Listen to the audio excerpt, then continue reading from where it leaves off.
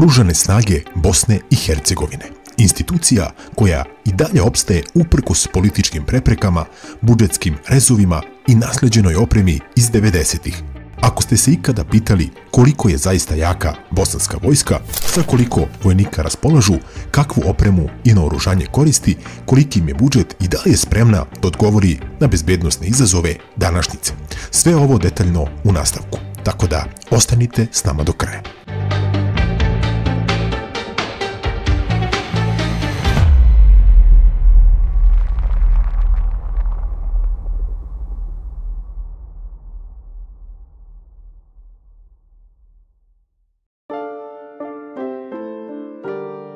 Oružane snage Bosne i Hercegovine osnovane su 1. januara 2006. godine spajanjem entitetskih vojski, odnosno Armije BiH, Hrvatskog veća odbrane i Vojske Republike Srpske u jedinstvenu multietničku vojsku pod državnim komandovanjem. Danas su podeljene u 3 glavne komponente: kopnene snage, vazduhoplovstvo i podrška. U lancu komandovanja Oružanih snaga BiH prvo je predsjedništvo, zatim ministar odbrane pa načelnik zajedničkog štaba. Trenutno vojska Bosne broji oko 10.000 profesionalnih vojnika, 1.000 civilnih lica u službi i oko 6.000 rezervista.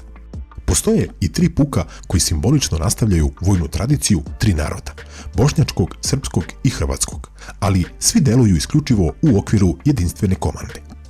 Zvuči malo kompleksno, i jeste, ali tako funkcioniše država BiH, gdje su kompromisi deo svakodnevnice. Neki od opštih uslova koje kandidati moraju ispuniti su, na primjer, kandidat mora biti državljanin Bosne i Hercegovine, ne sme biti mlađi od 18 godina, ali niti stariji od 27 u vreme prijema. Prijavom na konkurs mladi imaju priliku da osiguraju stalan i siguran posao, profesionalnu karijeru i mogućnost napredovanja u oružanim snagama BiH. Testiranja se vrše u centrima za regrutovanje u Sarajevu, Banja Luci, Čapljini i Tuzli. Ajmo da pogledamo sada strukturu i zadatke Oružanih snaga Bosne. Zadaci Oružanih snaga BiH prema zakonu o odbrani uključuju učešće u operacijama kolektivne bezbednosti, misijama podrške miru i samoodbrani, uključujući borbu protiv terorizma, zaštitu suvereniteta i teritorijalnog integriteta Bosne i Hercegovine, pomoć civilnim institucijama u slučaju prirodnih i drugih katastrofa, protivminsku delatnost, kao i ispunjavanje međunarodnih obaveza koje BiH ima. Struktura Oružanih snaga BiH podrazumeva zajednički štab sa sedištem u Sarajevu na Bistriku, uz 2 glavne komande: operativnu komandu u NATO bazi Putmir i komandu za podršku u kasarni Kozara. Operativni sastav čine 3 pešadijske brigade. Svaka brigada ima i izviđačku četu, vod veze i vod vojne policije. Brigada za taktičku podršku Rajlovac Sarajevo uključuje oklopni inženjerski vojno-obaveštajni bataljon vojne policije, bataljon za deminiranje, koji ujedno funkcioniše kao škola, bataljon veze i četu za hemijsko-biološku zaštitu. Ratno vazduhoplovstvo i protivvazdušna odbrana organizovani su u brigadu sa helikopterskim skvadronima u Mahovljanima, Banja Luka i Sarajevu. Da pogledamo sada i na oružanje. Oružane snage Bosne i Hercegovine raspolažu skromnim, ali funkcionalnim arsenalom koji je uglavnom nasledstvo iz vremena bivše Jugoslavije, uz određene donacije i modernizacije kroz međunarodnu pomoć, pre svega u okviru saradnje sa NATO-om i EU. Fokus opremljenosti je na pešadijskom naoružanju, lakim oklopnim vozilima, inženjerskoj i protivminskoj opremi, kao i ograničenim vazduhoplovnim kapacitetima. U naoružanju dominira pešadijsko oružje poput automatskih pušaka Zastava M70, odnosno popularni Kalaš, i savremenijih M21, uz značajan broj američkih jurišnih pušaka M16A2, koje su donirane u okviru NATO programa. Pored toga, koriste se i mitraljezi M84, kao i stariji modeli poput M53, što odražava kombinaciju domaće proizvodnje i zastarelog, ali još uvek upotrebljivog naoružanja. Vojnici su opremljeni i pištoljima zastavinog modela M57 i M70, kao i čuveni CZ99, ali i modernim glokovima koji su prisutni u jedinicama vojne policije i specijalizovanim timovima. Što se tiče snajpera, posjeduju veću količinu M76 modela, također već pomenutog proizvođača Zastava oružje.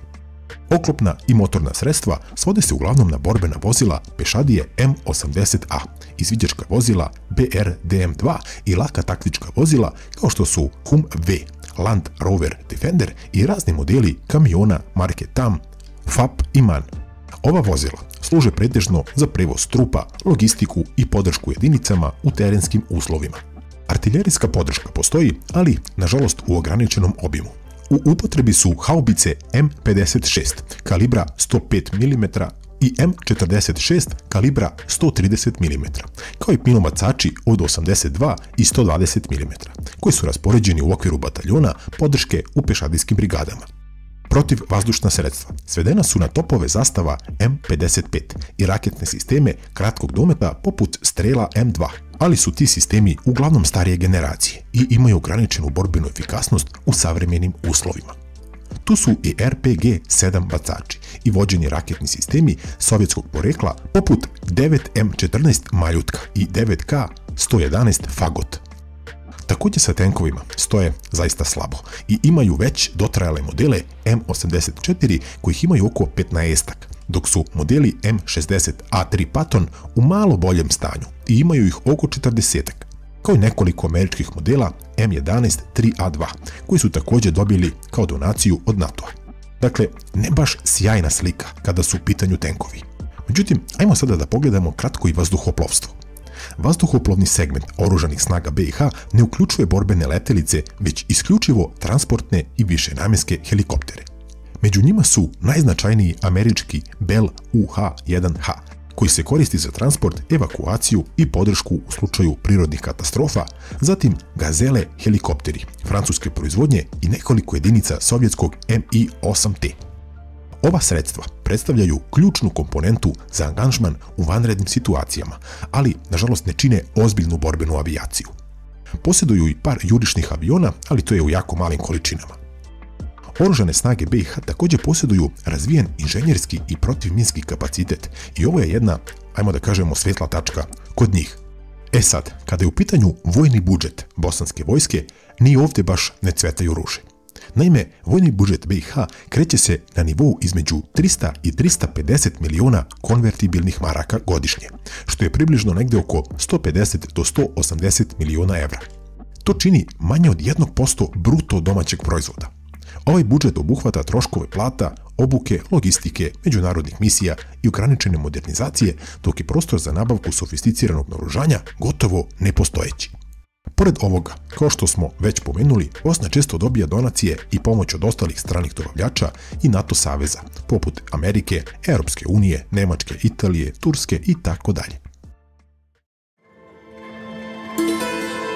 Dakle, oružane snage Bosne i Hercegovine danas su ogledalo države kakva je i sama. Složena, krhka, ali ipak funkcionalna. Iako vojska u sadašnjoj formi uspješno izvršava zadatke mirovnih misija, te miniranja i pomoći civilnim strukturama, istina je da su kapaciteti ograničeni, tehnika zastarela, a sredstva nedovoljna. Nedostatak savremene opreme, borbenih vozila i efikasnog protivvazdušnog štita jasno pokazuje da je modernizacija oružanih snaga odavno prestala biti prioritet u političkom vrhu. Vojnici često rade u teškim uslovima, s opremom koja je u mnogim slučajevima iz druge ruke, uz budžet koji jedva pokriva osnovne potrebe. Regrutacija mladih ljudi sve je slabija, a motivacija da se ostane u vojsci sve manja, naročito kada se uporede plate i uslovi rada sa susednim zemljama. Istovremeno, političke podele i različiti pogledi na ulogu vojske unutar zemlje dodatno usporavaju strateško planiranje i reforme. Ipak, ono što oružane snage BiH i dalje drži na okupu jeste profesionalizam i ponos većine njihovih pripadnika, kao i činjenica da uprkos svim razlikama, tri naroda u BiH imaju jednu vojsku. To je i simbol i poruka da zajednički sistem može funkcionisati ako postoji volja. Ali, bez jasne političke podrške, dugoročnog ulaganja i ozbiljnog pristupa modernizaciji, teško je očekivati da bosanska vojska može da odgovori na savremene bezbednosne izazove. Ako ne sada, kad? Lajkujte video u znak podrške i podelite ga sa svojim prijateljima. Također pogledajte i naše ostale klipove. I zamolio bih vas da uključite zvonce kada se pretplatite kako bi vam stizala obaveštenja. Puno bi pomoglo. Hvala unaprijed i pozdrav!